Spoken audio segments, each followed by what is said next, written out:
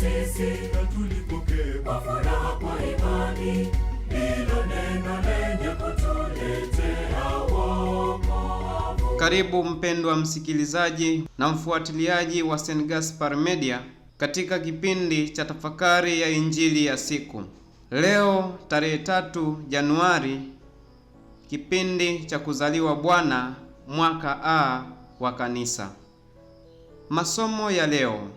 Somo la kwanza linatoka katika waraka wa kwanza wa Mtume Yohane kwa watu wote, sura ya 2 aya ya 29 hadi ile sura ya 3 aya ya 6. Na Injili takatifu kama ilivyoandikwa na mwinjili Yohane, sura ya kwanza aya ya 29 hadi 34. Karibu tusikilize Injili. Somo la Injili takatifu ilivyoandikwa na Yohane. Siku ile Yohane alimwona Yesu anakuja kwake, akasema, "Tazama mwana kondoo wa Mungu, aichukuaye dhambi ya ulimwengu. Huyu ndiye niliyenena habari zake, ya kwamba yuaja mtu nyuma yangu, ambaye amekuwa mbele yangu, kwa maana alikuwa kabla yangu. Wala mimi sikumjua, lakini kusudi adhihirishwe kwa Israeli, ndiyo maana mimi nalikuja nikibatiza kwa maji." Tena Yohane akashuhudia akisema, "Nimemwona Roho akishuka kama hua kutoka mbinguni, naye akakaa juu yake. Wala mimi sikumjua, lakini yeye aliyenipeleka kubatiza kwa maji, huyo aliniambia, yeye ambaye utamwona Roho akishuka na kukaa juu yake, huyo ndiye abatizaye kwa Roho Mtakatifu. Nami nimeona tena nimeshuhudia ya kuwa huyu ni mwana wa Mungu." Neno la Bwana. Sifa kwako Kristo. Ndugu zangu, karibuni tutafakari mafundisho tunayoyapata katika somo la Injili, tukiongozwa na ujumbe Yesu Kristo, mwana kondoo wa Mungu, Mwokozi wa ulimwengu na chanzo cha maisha mapya. Injili ya leo ni mwendelezo wa Injili ya jana, ambapo tunakutana na Yohane Mbatizaji ambaye anaendelea kumshuhudia na kumtambulisha Kristo. Na leo anamtambulisha kama mwana kondoo wa Mungu. Yohane anamtangaza wazi wazi, "Tazama mwana kondoo wa Mungu aondoaye dhambi za ulimwengu."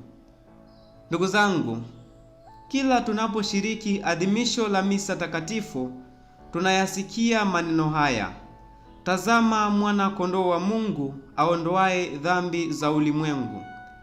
Lakini tujiulize, tunapoyasikia haya maneno, tunayasikia kama maneno ya kawaida au tunajisikia kupata mwaliko wa kuwa karibu na Kristo? Wapendwa, maneno haya ni mwito wa kuamka. Ni mwito wa kuacha imani ya juu na kuingia katika imani ya kina. Ni maneno yanayogusa maisha yetu. Yanaashiria uponyaji, yanaashiria amani. Yanatualika kumtazama Kristo ambaye naye pia anatutazama na yuko tayari kutusaidia. Yuko tayari kuingia ndani mwetu na kutujaza furaha tele. Yohane anawaita watu waache kumtazama yeye, wamtazame Kristo. Ndugu zangu, katika maisha ya leo, tena ya ulimwengu huu unaokwenda kwa kasi zaidi, yapo mambo mengi sana yanayovutia machoni petu. Kuna starehe, kuna teknolojia, pesa, magari mazuri, majumba mazuri na mengine mengi kweli kweli. Na tumejikuta tunaacha kumtazama Kristo na kuyaelekea mambo hayo.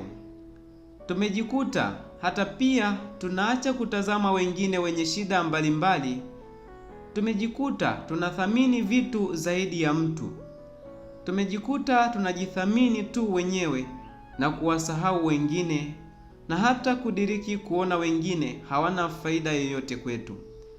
Lakini leo Yohane anatukumbusha kwamba wokovu unapatikana kwa Kristo, wala si katika vitu.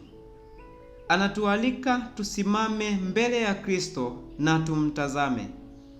Yesu pia anatutazama na anasema kimya kimya, nipo hapa kwa ajili yako. Ndugu zangu, katika somo tujifunze mambo msingi yafuatayo. Jambo la kwanza, unyenyekevu wa kweli hauna kujitukuza, hauna ushindani wala kutafuta umaarufu binafsi. Ingawa Yohane alikuwa maarufu sana, alikuwa na wafuasi wengi na alitambuliwa kama nabii. Hakusita kujishusha ili Mungu atukuzwe. Unyenyekevu wake haukuwa kujidharau, bali ulikuwa kujua nafasi yake mbele za Mungu. Anatambua kuwa Yesu yupo juu yake kwa hadhi, mamlaka na asili. Ananifundisha mimi na wewe kwamba tunapokuwa katika nafasi yeyote ile, basi unyenyekevu uwe ndio kanuni yetu katika kutenda, na wala tusijitafutie umaarufu. Na huku ndiko kuwa na hekima, ndiko kutambua nafasi za wengine, ndiko kutambua nafasi ya Mungu na kumtukuza Mungu. Mtakatifu Agustino wa Hippo anasema, njia ya kwanza ya kuwa na hekima ni unyenyekevu, na njia ya pili ni unyenyekevu, na ya tatu ni unyenyekevu. Ndugu zangu, jambo la pili ambalo tunajifunza katika somo la leo ni kuwa tumeitwa kuwa mashuhuda wa Kristo. Na hapa tunamwona Yohane kama shahidi wa Kristo. Tukirejelea Injili ya Yohane sura ya 1 aya ya 34 akisema, nami nimeona tena nimeshuhudia ya kuwa huyu ndiye mwana wa Mungu. Ndugu zangu, katika dunia ya leo watu wengi tunazungumza sana kuhusu imani. Tunazungumza sana kuhusu mambo mengi yanayomhusu Mungu, lakini ni wachache sana wanaoishi imani hiyo. Maneno ya kumtukuza na kumsifu Mungu yapo mengi sana, lakini ushuhuda wa maisha ni mdogo sana. Leo Yohane anakuwa mfano bora sana wa kuigwa katika kumshuhudia Kristo. Tunaweza tukajiuliza, je, ninakuwaje shuhuda wa Kristo? Katika dunia ya leo tunaitwa kuwa mashuhuda wa Kristo kwa matendo ya haki, kwa maisha ya uaminifu, kwa maisha ya upendo, kwa kupenda ukweli hata unapoumiza.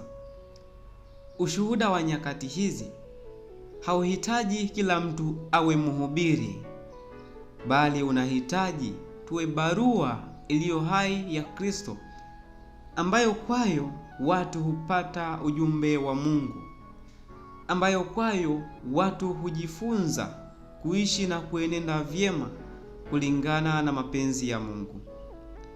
Hivyo basi, ndugu zangu, leo kila mmoja kwa nafasi yake anaalikwa kuwa shuhuda wa Kristo, aidha katika jumuiya, katika familia na katika jamii kwa ujumla, huku tukizingatia unyenyekevu kama kanuni yetu.